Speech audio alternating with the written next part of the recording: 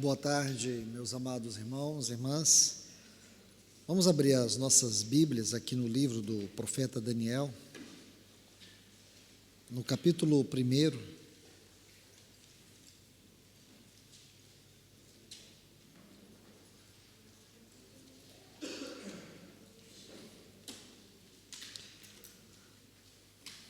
Vamos ler a partir do versículo 17.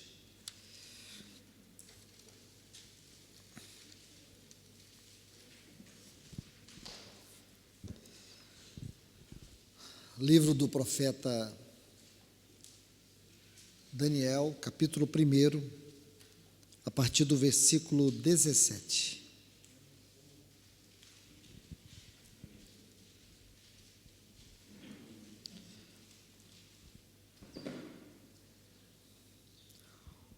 Ora, a esses 4 jovens, Deus deu o conhecimento e a inteligência em toda cultura e sabedoria, mas deu a Daniel inteligência de todas as visões e sonhos.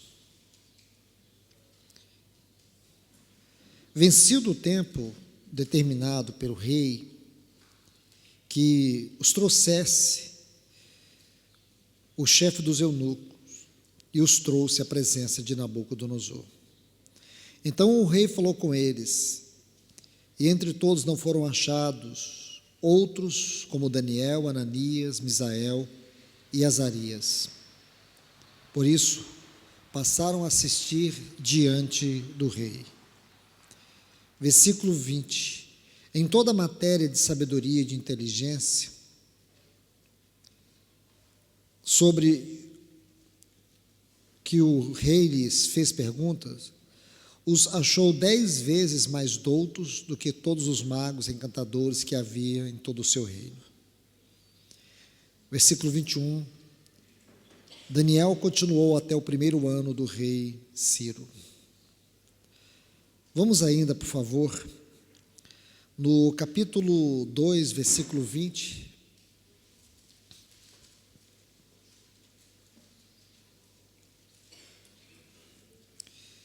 Disse Daniel: seja bendito o nome de Deus, de eternidade a eternidade, porque dele é a sabedoria e o poder. Versículo 21. É ele quem muda o tempo e as estações, remove reis, estabelece reis. Ele dá sabedoria aos sábios e entendimento aos inteligentes. Versículo 23. A ti, ó Deus de meus pais, eu te rendo graças e te louvo, porque me deste sabedoria e poder. Versículo 30. E a mim, disse Daniel, me foi revelado este mistério. Não porque haja em mim mais sabedoria do que em todos os viventes, mas para que a interpretação se fizesse saber o rei, e para que entendesse as cogitações da sua mente. Capítulo 5, versículo 11.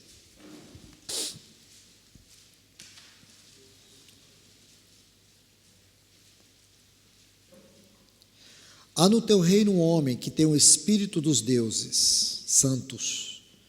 Nos dias de teu pai se achou nele luz e inteligência e sabedoria, como a sabedoria dos deuses. E capítulo 12, versículo 4.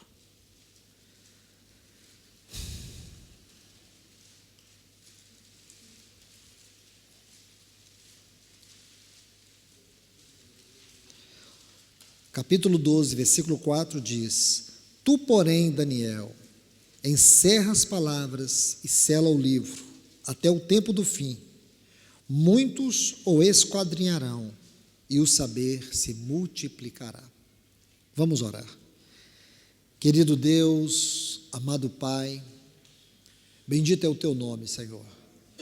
Te pedimos força e graça nessa hora para recebermos a tua palavra, Senhor. Nos ajude, em nome de Jesus, nos ajude, Pai. Precisamos do teu socorro nesta hora, para que venhamos receber a tua palavra, para que ela seja transmitida com graça ao nosso coração. Nós oramos a Ti no nome de Jesus. Amém. Pois bem, eu sei que é um momento que temos que concluir essa palavra e eu quero ser, no máximo, bem objetivo para ganharmos tempo e para que não se perca a essência da sua transmissão. Nessa última parte aqui, daquilo que vamos estudar, e baseado nos textos que nós lemos, aqui já podemos perceber que a ênfase está na sabedoria espiritual, que é aqueles jovens que foram retirados da Babilônia, podemos dizer assim, adolescentes, possivelmente eles tivessem entre 14 a 17 anos, e eles foram distintos no meio de uma sociedade caída. Eu vou te falar algo assim, e quero que você guarde no seu coração. O que Deus espera de você e busca em você, o que o Espírito Santo trabalha na sua vida é que você seja um rapaz, uma moça, distinta nessa geração. Alguém que verdadeiramente tem o Espírito de Deus.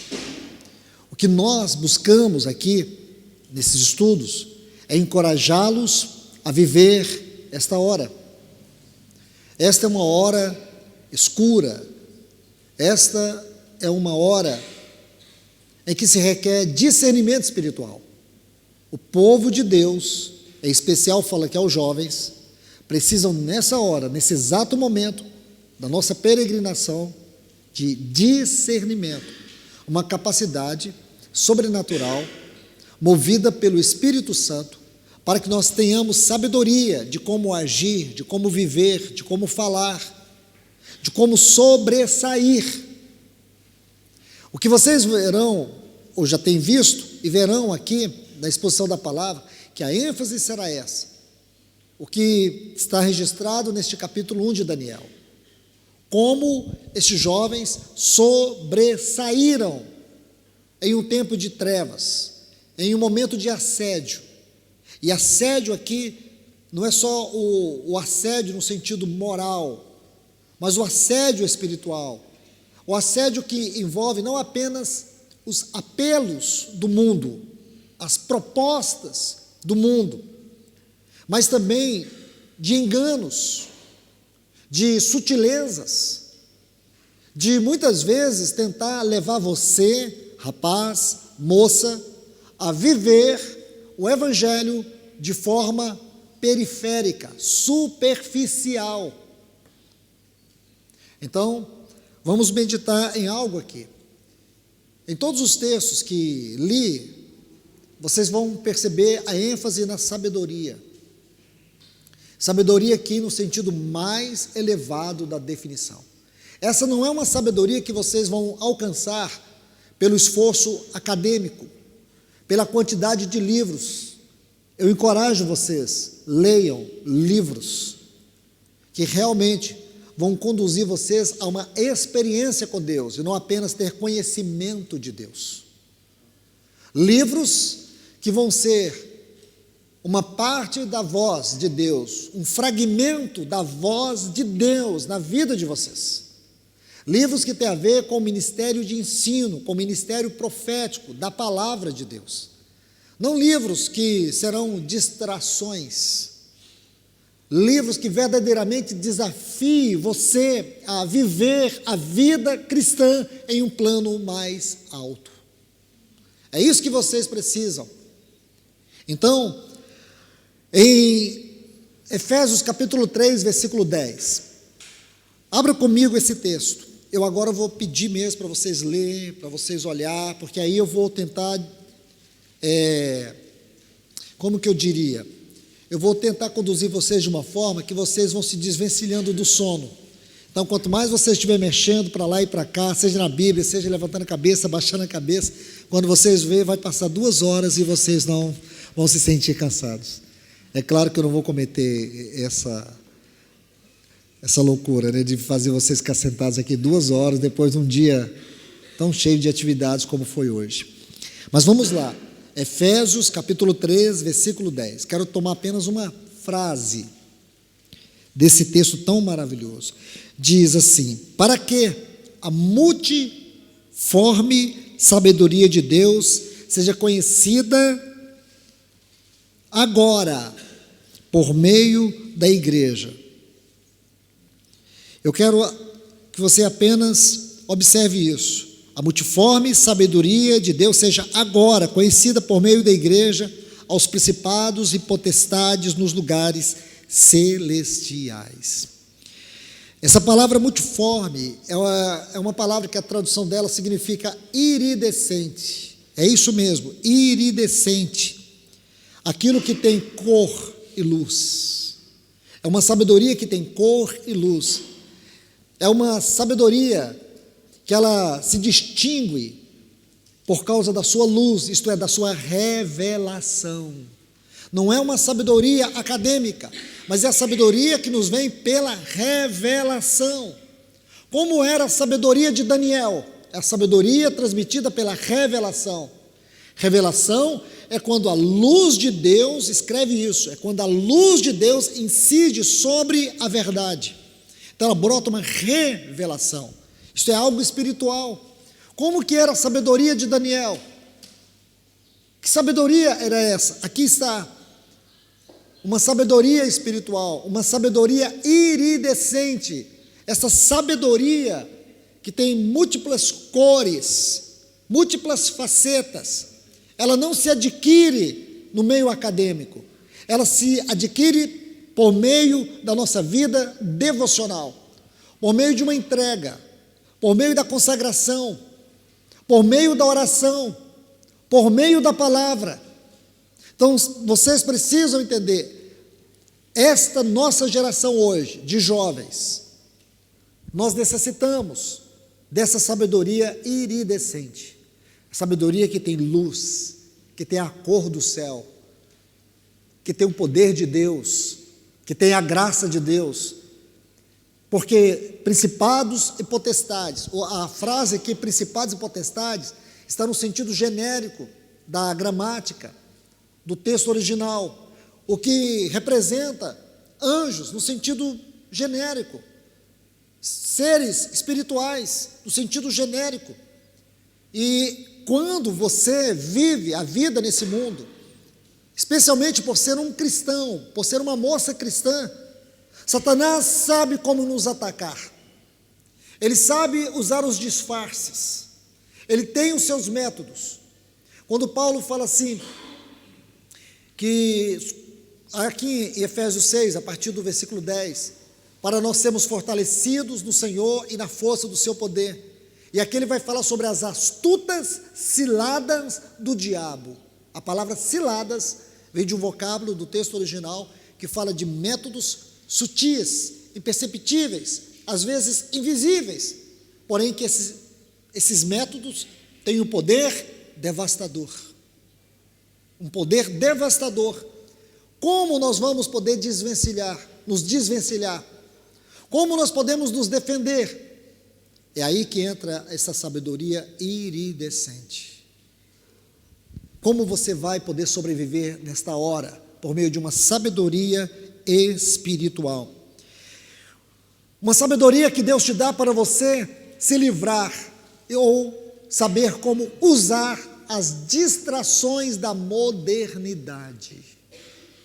Sabedoria para nós aprender a lidar ou a vencer, desvencilhar ou tratar toda esta ilusão do mundo virtual, como também as distrações virtuais que estão nos envolvendo de todas as formas. Aqui nós vemos que essas distrações, elas estão presentes no nosso contexto do dia a dia, num ritmo sem precedentes. Quando você acorda, você já acorda cercado de tecnologia. Quando você sai para o trabalho, ou no seu próprio trabalho, você está sempre envolvido pela tecnologia. Todos nós, hoje, sabemos que a vida ela está simplificada nisso.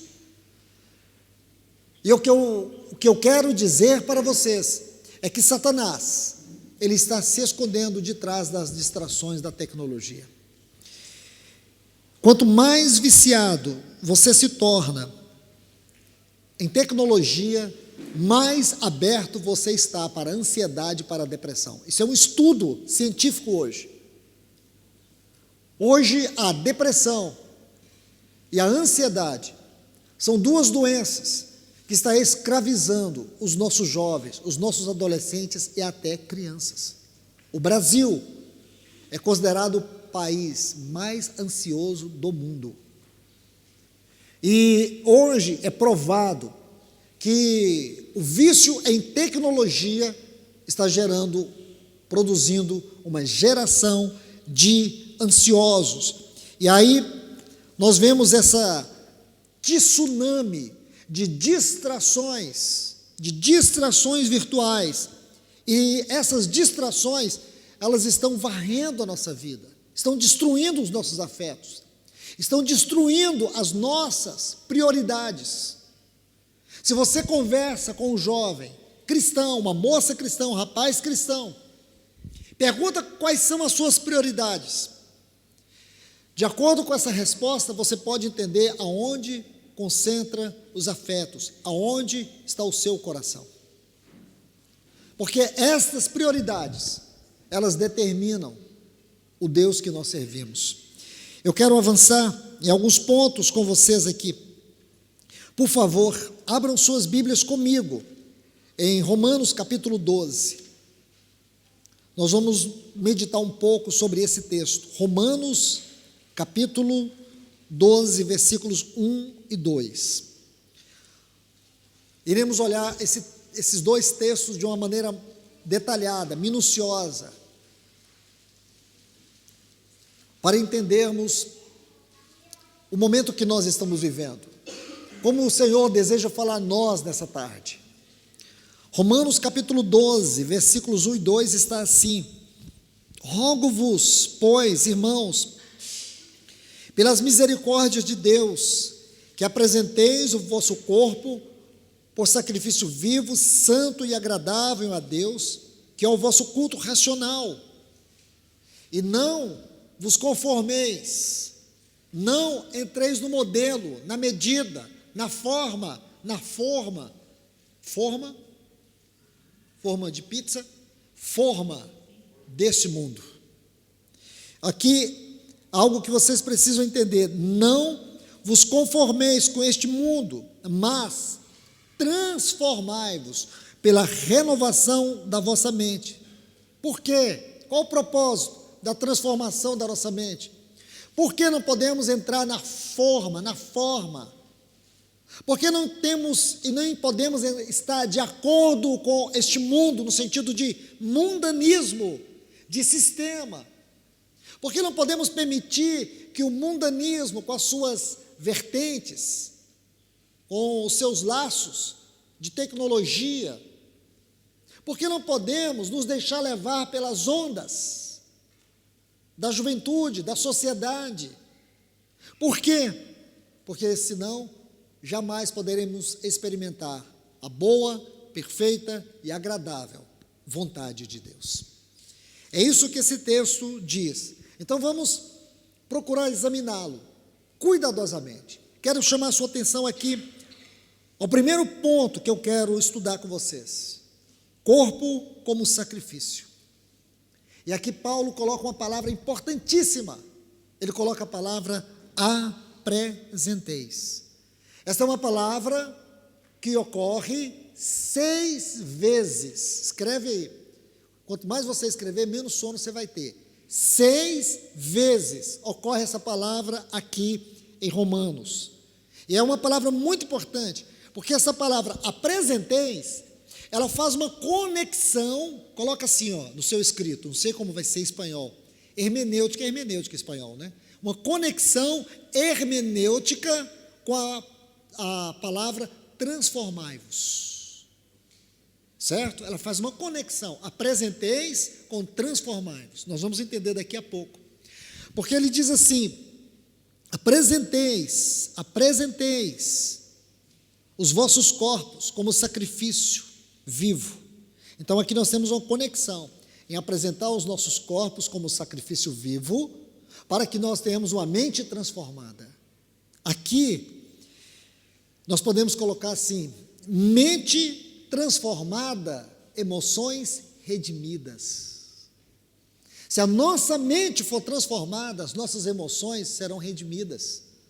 Porque é justamente aqui, meus irmãos e minhas irmãs, que Satanás está devastando a nossa geração.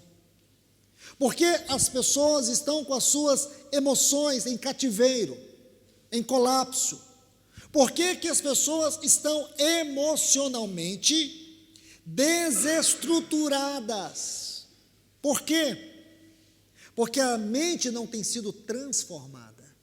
E olha que não está faltando de maneira secular, não está faltando ferramentas. No Brasil hoje virou a moda do coach, pastor coach para todos os lados, tentando ajudar as pessoas como viver, como sobreviver, como viver no casamento, como viver na criação de filhos, como viver no trabalho, como ter sucesso, como ter isso, ter aquilo. Os coaches têm resposta para tudo. Nós estamos vivendo uma geração que as pessoas têm a fórmula para tudo, e depois o resultado é uma onda de fracassos. Nunca tivemos tantos divórcios na nossa geração como agora. Nunca tivemos uma juventude tão infantil, tão perdida, tão inconsequente como agora. Uma geração desanimada, emocionalmente desestruturada. Ferramentas tem, porém, irmãos e irmãs, o que eu e você precisamos saber é que, à medida que nós nos aproximamos da volta do nosso Senhor, mais e mais, as densas trevas malignas, as forças satânicas, estão operando ativamente sobre este mundo. Eles não têm respostas. Essas ferramentas não têm resposta. A resposta está no Evangelho. A resposta está na palavra de Deus. A única forma de nós ter emoções redimidas é se tivermos uma mente transformada pela palavra de Deus. E aqui está o caminho. Primeiro ponto: corpos como sacrifício. Essa palavra apresenteis aqui, apresenteis os vossos corpos, ela é muito importante. Quero citar 2 textos onde ocorre esta palavra. No capítulo 6, versículo 13, anote, onde diz assim: nem ofereçais cada um seus membros, ou os membros do seu corpo ao pecado. Aqui nesse texto, essa palavra ocorre no sentido negativo daquilo que está em Romanos, capítulo 12, versículo 1. Em Romanos 12, está dizendo para nós oferecermos o nosso corpo como sacrifício vivo. Aqui, Paulo está dizendo: não ofereça o seu corpo, está vendo aqui? Não ofereça o seu corpo para o pecado. Se você oferece o seu corpo para o pecado, você não está colocando ele, você não está consagrando esse corpo para ser um sacrifício. O que significa sacrifício aqui neste texto? Nós podemos traduzir isso na linguagem de hoje: culto. Nosso corpo tem que ser um culto. A ideia que nós temos de culto é uma ideia de reunião. Porém, a reunião de culto tem que ser uma consequência da minha vida ser um culto. Porque se a minha vida não é um culto, estar numa multidão cultuando não faz sentido. Quando em João diz que Deus busca adoradores, isso nos dá um caminho muito importante para fazermos uma reflexão sobre adoração. Quando a Bíblia diz que Deus busca adoradores, não diz que Ele busca adoração, diz que Ele busca adoradores. O que Deus quer é o adorador, não é adoração, porque adoração sem o adorador não faz sentido, não faz. Para Deus faz sentido, essa adoração, ela vem do adorador, mas o adorador não é o que sabe cantar, Não é o que sabe dizer coisas bonitas quando canta. Não é porque os irmãos nos conduz a uma adoração linda, eu estou adorando. Adoração tem a ver com a minha vida. Essa minha vida é o adorador, é a adoração, é o culto. Por isso que a Bíblia diz que Deus busca o adorador. O adorador é muito mais importante do que a adoração, porque a adoração sem o adorador é uma liturgia morta. Isso é muito importante, irmãos. Isso nos corrige de vivermos o Evangelho na contramão do Evangelho. Isso nos mostra algo muito importante. Ora, irmão, o que quer dizer viver o Evangelho na contramão do Evangelho? O Evangelho de Cristo. O Evangelho de Cristo não é qualquer Evangelho. Só que o inimigo tenta fabricar em nós um falso Evangelho. Um Evangelho que confronta o verdadeiro Evangelho de Cristo. E nós queremos viver o Evangelho à nossa maneira. Isso é sutil. Você vai ver Paulo exortando a Timóteo que nos últimos dias alguns apostatarão da fé por darem crédito a ensino de demônios. Numa tradução ele fala assim: a profissionais da mentira, do engano, que pregam um falso evangelho, outro evangelho. Isso nós vemos em muitos lugares nas epístolas, outro evangelho. Então, muito cuidado. Peça a Deus que Ele te revele esse verdadeiro evangelho, o evangelho que te transforma, não é o evangelho que te leva a falsos conceitos. Este é um falso conceito, achar que a adoração é ação. Adoração não é ação, adoração é reação. Louvor, ações de graça é reação. Isso muda tudo para nós, porque agora eu tenho a liberdade de dizer para vocês: o culto começa comigo, começa com você. É isso que fará toda a diferença quando nós estivermos reunidos, 2 ou 3, na presença dEle. Não precisamos de muitos, quando a nossa vida é um culto. O Senhor não está presente onde existe aqui um santuário contaminado. Mas do meu lado tem um irmão que a vida dele é um culto. Na vida dele o Senhor está presente. Que a ideia que a gente tem é que o Senhor está cirandando aqui. Ele é onipresente. A sua presença está em todos os lugares. Mas nós estamos falando da presença no sentido de habitação. O Senhor vem até nós para nos habitar com a sua gloriosa presença, com o seu gozo, com a sua alegria, por meio do Espírito Santo. É o Espírito Santo que conduz esta presença, essa habitação do Espírito, trazendo essa realidade daquilo que é a Trindade no culto. Por isso, o culto, a reunião da igreja, é sempre o maior acontecimento que existe nessa terra. Quando você tem uma consciência disso, você vai concluir: a reunião da igreja sempre é o maior acontecimento nessa terra. Porque quando temos esta consciência, temos absoluta certeza que quando nós nos reunimos como esse sacrifício vivo, com essa consciência que a minha vida é um culto a Deus, que na reunião do corpo nós temos um culto em uma grande dimensão diante de Deus, nós somos o lugar onde os céus e a terra se encontram.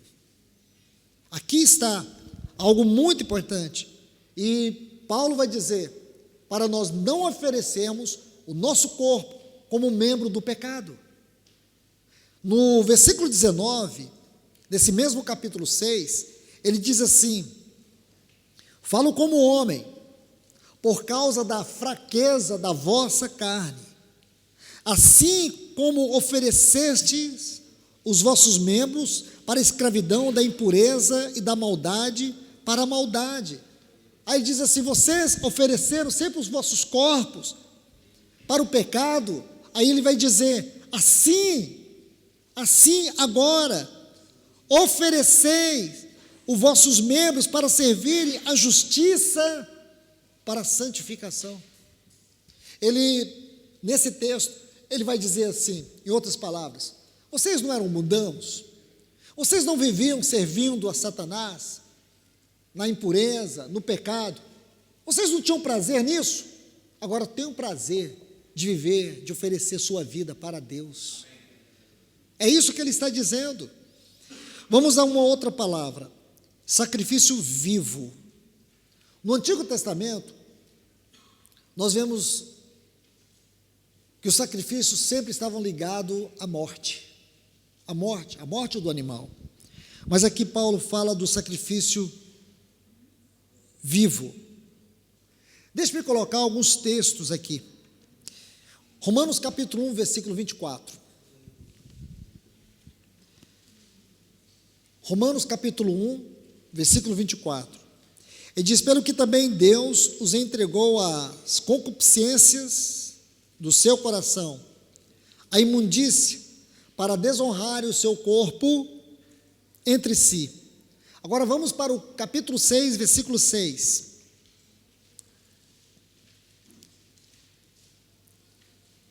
Sabendo isto, que o vosso velho homem foi com ele crucificado, para que o corpo do pecado seja desfeito, a fim de que não sirvamos mais ao pecado como escravos. E o versículo 12: não reine, portanto, o pecado em vosso corpo mortal. Está vendo aí? Para lhe obedecerdes em suas concupiscências, em seus desejos. Estão vendo aí? Então Paulo está dizendo que o nosso corpo, como um culto, ele tem que ser vivo, tem que ser uma realidade espiritual. Não é algo que você tem que fazer como que morto, como algo sem vida, mas algo que tem realidade espiritual. E esses 3 textos, eles vão ilustrar para nós. Primeiro, não desonrar o nosso corpo. Vou apenas tomar essa frase, não estou fazendo uma exposição desse versículo 24 do capítulo 1. Segundo, para nós não servirmos ao pecado como escravos. E terceiro, não permitir que o pecado domine, reine sobre o nosso corpo. Porque do contrário, o que nós experimentaremos? Morte, fracassos. Se você, moça, se você, rapaz, quer viver a experiência que Daniel, como Daniel viveu nesta geração, para a qual você foi chamado, lembre-se desses textos. Primeiro, que a sua vida seja um culto a Deus. Faça do seu corpo um culto a Deus, um culto vivo, um culto com realidade. Não desonre o seu corpo. Não permita que você seja escravizado no pecado. Não permita que o pecado reine sobre o seu corpo. Vamos mais ainda. Aí ele diz assim: vivo, santo. A palavra santo aqui é sagrado. E tem uma íntima relação especial com Deus. Aqui tem o sentido também de pureza. Pureza. É claro que a linguagem que Paulo usa aqui está no sentido cerimonial. Ele está usando a analogia do sacrifício para falar do nosso corpo. Agora é importante que você se lembre desta primeira frase: rogo-vos, pois. Essa expressão rogo-vos é um clamor, é um brado, é um grito. Paulo usou poucas vezes esta expressão. É uma expressão que aparentemente tem um sentido genérico, por isso ela tem que ser examinada em cada particularidade aonde ela ocorre. Porém, o seu sentido aqui, dentro desse capítulo 12, tem a ver com um grito de desespero, um clamor, um aviso. Ele está chamando a atenção. É como se ele pedisse: pelo amor de Deus, eu rogo a vocês, eu peço pelo amor de Deus, que a vida de vocês, que o corpo de vocês, seja um sacrifício com realidade espiritual, que seja também consagrado, separado, santo. Lembre-se, quando eu disse de Sansão, aonde estava a força do Sansão? No cabelo? Nunca. Você nunca vai ver o Sansão pegar o cabelo dele e sair batendo nas pessoas. O cabelo do Sansão era o quê? Era parte de um voto, era o testemunho de um voto.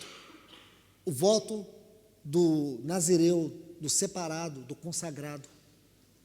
Era na consagração dele que estava a força. A força estava na consagração. No momento que o seu cabelo é cortado, ali ele estava perdendo a sua força. O poder da força de Sansão estava na sua consagração, na sua vida interior. Aqui existe uma outra palavra, quando ele fala do culto racional, do culto com inteligência, com entendimento. Rogo-vos, pois, que apresenteis os vossos corpos como sacrifício vivo, santo e agradável a Deus. Esta palavra agradável, eu vou usar 2 textos para poder ajudar vocês a entendê-la segundo o texto original. Aqui no capítulo 14 de Romanos, no versículo 18, vou apenas extrair a frase, não vou fazer uma explicação do texto, apenas extrair a frase que vai nos mostrar qual o sentido da palavra agradável. Agradável a Deus, o culto agradável a Deus. Ele diz assim: aquele que deste modo serve a Cristo é agradável a Deus e aprovado pelos homens. Então aqui ele fala no sentido de ter uma vida agradável que tem aprovação. Isso é tão importante, irmãos. Jovens, preste atenção nisso, porque o Espírito Santo está falando para você nessa tarde, que você deve ter uma vida, a vida que você tem nesse corpo, esse corpo aqui, que é o tabernáculo, é o templo do Espírito, não pode ser um lugar de desonra, não pode ser um lugar aonde o pecado reina, mas sim, deve ser o lugar agradável a Deus. O outro texto é Tito, você pode anotar, Tito, o capítulo 2 e o versículo 9, você vai ver bem no final, motivo de satisfação. Esta frase em Tito 2,9, motivo de satisfação, diz que o nosso corpo tem que ser motivo de satisfação. Motivo de satisfação a Deus. Então aqui nós temos um movimento para o alto e um movimento para fora. O movimento para o alto gera um movimento para dentro. Nosso corpo tem que ser como aquele aroma do prazer de Deus, um sacrifício. É como perfume diante de Deus. E quando o nosso corpo, ele é consagrado, ele é o culto nesse sentido, ele tem uma expressão exterior. Aí as pessoas vão perceber que você não é apenas parte de um povo excluído, porque nós somos, irmãos, mas como parte desse povo excluído, você é aquele que, como Daniel na Babilônia, como disse a rainha mãe para Belsazar, há no teu reino um homem que tem o espírito dos deuses santos. Lembra? Quando o rei Belsazar estava lá, tremendo, diante daquela mão que escreveu na parede, em frente o castiçal, e ele estava lá desesperado de medo, a rainha mãe entra na festa, estavam todos desesperados, e a rainha mãe diz, há no teu reino um homem. Podemos voltar um pouco mais, quando Nabucodonosor está perturbado com sono, ou por não ter sono, quando Nabucodonosor está em desespero, por causa do sonho, e vem os feiticeiros, vem os sábios da Babilônia, vem os caldeus, vem os magos, ninguém pôde trazer o sonho. Daniel não só trouxe o sonho, como também trouxe a interpretação. É esse tipo de homem, de moça e rapaz que Deus busca aqui, nessa tarde, para esta geração. Alguém que tem o Espírito de Deus, alguém que vai ter a sabedoria do alto, porque eu falo para você, sabe aquelas pessoas lá da sua escola, da sua faculdade, do seu trabalho, todas elas estão indo para o inferno. Um dia, amanhã, quando você estiver na sua sala de aula, ou durante essa semana, lembre do que eu vou te dizer agora. Quando você estiver ali, perto dessas pessoas, não sei onde você vai estar, se é trabalho, se é escola, ou seja onde for, olhe para cada uma delas e pense nessas pessoas, rangendo os dentes, arrancando os seus cabelos da cabeça, gritando em profundo e agonizante desespero lá no inferno. E você está no meio delas. Porque o inferno é o arrependimento e a verdade, tarde demais. Lembre-se disso. O inferno é a verdade, tarde demais. É o arrependimento, tarde demais. E você está aqui nessa geração para expressar o testemunho de Deus. É através de você que a sabedoria, a luz de Deus se manifesta, o poder de Deus se manifesta. Você pode dizer, mas eu não sou um pregador. Quem sou eu? Quem sou eu? O que eu posso fazer por essas pessoas? Eu acredito que vocês já ouviram a história dos morávios. Os irmãos morávios na Boêmia, antiga Tchecoslováquia, eles tiveram um avivamento que durou 100 anos. Avivamento que durou 100 anos. Ali naquelas terras do conde Zinzendorf. Tem uma história de um jovem muito pobre. E conta-se a história que numa certa manhã eles estavam orando. Os irmãos morávios, eles tinham por princípio nunca orar ou interceder em busca de algo que eles mesmos não fossem a resposta. Então eles nunca pediam, Deus, manda para aquele lugar um missionário.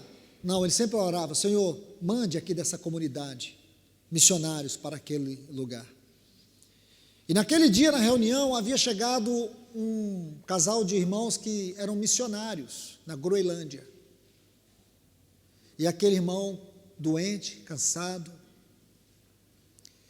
ele disse, o evangelho tem sido pregado na Groenlândia, e eles estão com fome, eles estão em desespero. A Groenlândia precisa do evangelho, eles estão sedentos, porém eu estou doente, estou muito cansado. E eu gostaria de dizer para vocês, que nesta manhã, vamos orar, vamos pedir para Deus levantar alguém que possa ir para dar continuidade naquele trabalho. E eles oraram, e fizeram um apelo. E tinha um jovem muito pobre ali, ele não tinha nem sapatos, ele veio e ofereceu sua vida, e quando ele ofereceu sua vida, os irmãos tiraram uma oferta, e disseram para ele, existem 2 navios, um que vai sair muito cedo, e um que vai sair à noite, você pode ir em qualquer um deles, e o irmão disse, olha irmãos, esse jovem é muito pobre, alguém que pode dar uns sapatos para ele? E um irmão levantou e disse, eu posso. Aí disse para ele, amanhã, meio-dia, eu levo sapatos para você. No outro dia, aquele irmão foi até a casa daquele jovem, para levar os sapatos. Quando ele bateu na porta, seus pais abriram, e ele disse, eu vim trazer os sapatos para o seu filho, ele vai embora para a Groenlândia.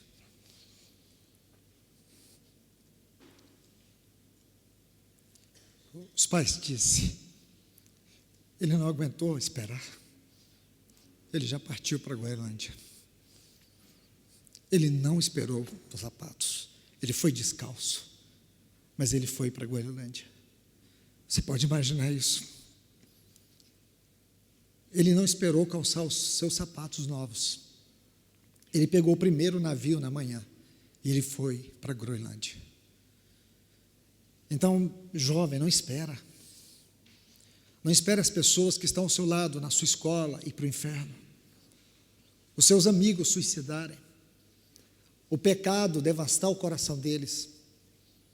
Se você não tem condições de falar, ore por eles. Pegue o nome deles. Pegue a situação deles, vá ao Senhor por eles. E você um dia poderá ver lá naquela glória vindoura, muitos daqueles que você intercedeu por eles, muitos daqueles que você pôde dar uma porção da palavra para eles, muitos daqueles que talvez você não pregou, mas você leu um salmo, você leu um texto para ele, você enviou pelo WhatsApp uma mensagem para ele. É isso que nós temos que acordar, é isso, moça e rapaz, que você tem que fazer. Seja uma resposta de Deus lá na sua sala de aula, lá no seu trabalho. Dê sua vida para o Senhor, como aqueles outros 2 jovens que creio que vocês já ouviram falar, que foram pregar numa ilha e nunca mais voltaram para os seus lares. 2 jovens morávios. Eles se venderam como escravos, porque o dono daquela ilha não aceitava cristãos, ele era um ateu. E quando os moráveis souberam, eles oraram por anos por aquela ilha. E 2 jovens se ofereceram. E o que eles fizeram para poder ir pregar o evangelho naquela ilha? Eles se venderam como escravos. Se venderam como escravos. Se venderam como escravos. E eles nunca mais voltaram. Que você possa ser um escravo, uma escrava da liberdade em Cristo Jesus. Um santuário consagrado para o Senhor. Que você possa nesta tarde dizer: em nada tenho minha vida preciosa para mim mesmo. Que sua vida seja um culto ao Senhor. Que seu corpo seja um culto para o Senhor. Então ele diz agradável, aquilo que traz satisfação. Aí ele vai dizer o culto racional. O que é o culto racional? Essa palavra tem a ver com adoração e tem a ver com serviço. Adoração e serviço. Um texto que também traduz essa frase, culto racional, está em Hebreus capítulo 9 e o versículo 1. Hebreus 9:1 diz assim: ora, a primeira aliança também tinha preceitos de serviço sagrado. Esta frase é a frase que traduz culto racional. Então é como Paulo diz aqui: rogo-vos, pois, irmãos, que apresenteis os vossos corpos como sacrifício vivo, santo e agradável a Deus, que é o vosso serviço sagrado. Serviço sagrado é o culto racional. Nosso corpo tem que ser um serviço sagrado ao Senhor. Lembre-se disso, rapaz, moça. O seu corpo é um serviço sagrado ao Senhor. Aí ele diz sobre a renovação da mente. Outro ponto aí, renovação da mente. Para que experimenteis a renovação da mente. Aí ele fala algo muito especial. Culto racional. E não entre na forma, no modelo do mundo. Sabe o que impede que sejamos um culto a Deus? É que nós preferimos ser o modelo do mundo. É o modelo do mundo que destrói em nós a condição de santuário consagrado. É o mundo que destrói a nossa condição de um serviço sagrado ao Senhor. É quando nós entramos no modelo, na medida, na forma. Quando você faz isso, sabe o que você está perdendo? A condição de santuário. Você está perdendo a sua força espiritual. Porque o que te fortalece espiritualmente é o fato de você manter a sua vida como um culto. Esta é uma outra forma de falar de consagração. De consagração. Aí ele vai dizer assim: mas transformai-vos pela renovação do vosso entendimento, para que experimenteis qual seja boa. Essa palavra boa aqui é muito importante. Ela, embora seja um termo genérico em Romanos, ocorre 19 vezes, ela tem um sentido de algo agradável, saudável, alegre, aquilo que é saudável. Aí depois ele fala outra palavra, agradável. Agradável aqui é aquilo que é aceitável diante de Deus. E depois ele fala de perfeita, boa, perfeita ou agradável e perfeita vontade de Deus. O termo no grego aqui, teleios, é um termo muito importante. Ocorre 17 vezes em todo o Novo Testamento e tem a ver com maturidade, com plenitude espiritual. Deixe-me colocar aqui 2 textos para falar sobre essa palavra teleios, no grego, maturidade. Efésios 4:13. Efésios 4:13 diz, até que todos cheguemos. Aí ele vai dizer, a unidade da fé, ao pleno conhecimento do Filho de Deus. Agora, essa frase, a perfeita varonilidade. Essa frase, perfeita varonilidade, define para nós teleios, maturidade. O outro texto aqui é Hebreus capítulo 5 e o versículo 14, coloque juntos aí. Ele diz assim, mas o alimento sólido é para os adultos, para aqueles que, pela prática, têm suas faculdades, mente transformada, faculdades exercitadas, mente transformadas, para discernir não somente o bem, mas também o mal. Vocês podem perceber a grandeza desses textos, dentro desse contexto aqui, faculdades exercitadas para discernir o bem, como também o mal. Maturidade. Permita-me colocar algo muito importante aqui, irmãos. Maturidade é também sinônimo de santidade. Maturidade e santidade caminham juntos. Não existe santidade sem maturidade, nem maturidade sem santidade. Porque quando você ama a santidade, quando você batalha pela santidade, é porque você está no caminho da maturidade. Existem sinais evidentes de pessoas imaturas. Primeiro, pessoas emocionalmente confusas são pessoas imaturas. Pessoas espiritualmente desestruturadas são pessoas imaturas. Pessoas que não conseguem experimentar segurança e nem a alegria espiritual são pessoas imaturas. E aqui nós vemos que a maturidade cristã, ela requer 2 coisas: mente transformada e emoções redimidas. Mente transformada, emoções redimidas são resultados de maturidade. E o que Satanás mais quer, rapaz, moça, é que vocês sejam imaturos, é que vocês vivam a vida na periferia, é que vocês nunca cresçam, é que vocês nunca amadureçam. É isso que Satanás quer, é que vocês caminhem na periferia. E aqui eu quero já caminhar para a concretização deste assunto, mostrando algo muito importante para vocês. Em Colossenses, no capítulo 1, versículos 28 e 29, Paulo vai dizer assim, o qual nós anunciamos, advertindo a todo homem e ensinando. Então, olhe bem, Paulo vai empilhando superlativo a superlativo. Ele podia dizer só uma coisa, mas ele nunca disse. E eu vou contar para vocês qual é o segredo disso.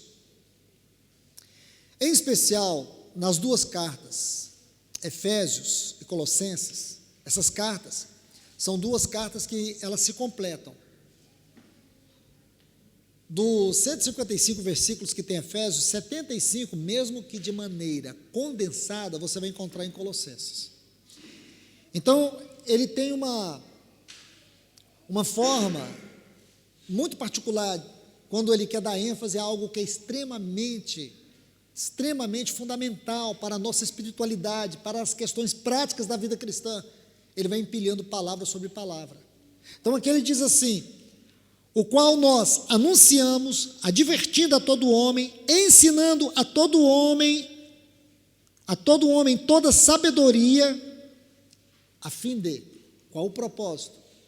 Qual o propósito? De anunciar, advertir e ensinar com toda sabedoria, que apresentemos todo homem perfeito em Cristo.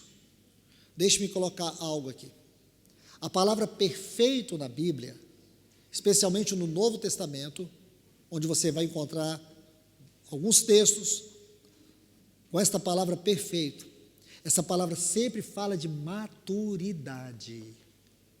Por favor, meus irmãos, anote isso, maturidade, maturidade. Todo homem maduro em Cristo. Aí ele diz assim: para isso é que eu também batalho, me esforço, afadigo o mais possível, segundo a eficácia do seu poder que eficientemente opera em mim. Então aqui você vai ver que maturidade e santidade na Bíblia não tem conotação, isto é, não tem como propósito moralismo. Então maturidade, santidade não tem como propósito moralismo. Escute isso, irmãos, porque a gente pode traduzir isso como se fosse o ápice da maturidade, o ápice da santidade. É apenas uma questão moral, é muito mais do que isso. Observe bem, maturidade e santidade não se limita à moralidade, muito mais do que isso. Refletir a vida de Deus. Refletir a vida de Deus. Isto é, maturidade e santidade expressa o fato de que nós somos vocacionados para expressar o próprio Deus na nossa vida, o seu próprio testemunho. Porque, irmãos, irmãs, no passado, os pais do deserto, e glórias a Deus por isso, foram homens que eles se afastaram de todas as formas de estruturas, para buscar o quê? Santidade. Santidade. Então, santidade, durante muito tempo, tinha em vista isso, se afastar, se resguardar. E as pessoas sempre pensaram em santidade assim, porém não é. Você vai ser santa, você vai ser santo, lá naquele ambiente corrompido do seu trabalho, da sua escola. Daniel, com os seus companheiros, eles foram santos dentro de um ambiente corrompido, mas eles não tiveram suas vidas maculadas. E aí, santidade é isso. Porém, uma coisa que nós entendemos, que santidade está intimamente ligada à maturidade. Isto é, à medida que você busca essa vida consagrada, essa vida santa, mais e mais você vai amadurecendo. Santidade é o caminho para a maturidade, para você crescer, para você chegar à medida da estatura de Cristo, para que você possa amadurecer espiritualmente. E amadurecimento espiritual não tem a ver com idade, mas sim com experiência. Experiência. Você pode ser um jovem, e aqui hoje pela manhã nosso irmão Ricardo citou o Jonathan Edwards e tantos outros jovens, que embora jovens, eles foram maduros. Na Bíblia há tantos assim. Eles amadureceram pela experiência, e a experiência na Bíblia é intimidade com Deus. Experiência na Bíblia é intimidade com Deus. Então aqui eu quero que vocês observem esses pontos, porque isso vai ajudar suas vidas nesse tempo tão importante da nossa caminhada. Oh, meus irmãos e irmãs, que Deus nos abençoe, que esta palavra que o Senhor tem nos dado aqui nesses dias, que é uma só palavra, ela fique cravada nos seus corações. Que o Senhor vos ajude, que o Senhor possa, de uma maneira tão especial, pelo seu Espírito, constranger cada um de vocês a orar sobre esse texto de Romanos capítulo 12, versículos 1 e 2. Senhor, faça da minha vida um culto consagrado a Ti. E a única forma de você ser um culto consagrado a Deus é não entrar na forma, no modelo, não se deixe escravizar pelo mundo da tecnologia, não deixe que a tecnologia roube de você o seu tempo de comunhão com Deus. Se você é um rapaz cristão, uma moça cristã, você sempre vai ser assediado nesse mundo, muito mais do que as outras pessoas que não são. Porém, lembre-se disso, sua vida tem que ser um culto consagrado a Deus, porque só aí você vai poder experimentar a boa e perfeita e agradável vontade de Deus. A vontade de Deus é tudo o que nós precisamos. É a única forma de você edificar a sua vida na rocha e não na areia. É a única forma. Jesus disse: nem todos que me dizem Senhor, Senhor entrarão no reino dos céus, mas aqueles que fazem a vontade do meu Pai Celestial. E você vai ver que aqui em Mateus capítulo 7, a partir do versículo 21, nosso Senhor, Ele vai falar sobre 2 tipos de terreno onde as pessoas edificam: areia ou também sobre a rocha. Então o que Ele está dizendo? Que quando você edifica a sua vida fora da vontade de Deus, você está construindo uma casa sobre a areia. O primeiro vento que der vai derrubar tudo. Se você quer ter uma vida inabalável, edifique sua vida na vontade de Deus. A vontade de Deus é aquilo que você precisa buscar todos os dias. Todos os dias. E é a única forma de você ser um vaso. Eu acho lindo isso. E assim consigo traduzir. Quando diz no capítulo 1 que Nabucodonosor mandou trazer jovens, cultos, inteligentes, perfeitos, que é o texto lá diz isso, para a Babilônia. Logo a seguir, diz que ele mandou trazer vasos sagrados da casa de Deus. Então aqui eu tenho a liberdade de fazer para vocês uma comparação, que esses vasos sagrados da casa de Deus é uma figura, ou que esses vasos é uma forma de Deus nos mostrar que esses jovens era como aqueles vasos sagrados. Compreende isso? Porque aqueles jovens, eles eram consagrados a Deus. E o que ocorre é que você é um vaso, moça, rapaz, você é um vaso consagrado a Deus. Você é o santuário de Deus. Então eu quero colocar aqui com cuidado algo para você, moça e rapaz. Se você é um vaso consagrado a Deus, lembre-se que no capítulo 5, quando Belsazar estava naquela orgia, o que ele mandou buscar? Ele mandou buscar os vasos sagrados e colocar naquela festa. E eu preciso te dizer isso. O que Deus tem depositado na sua vida não é para você fazer parte da festa, a orgia desse mundo. E Paulo vai dizer: se alguém destruir o santuário de Deus, Deus o destruirá.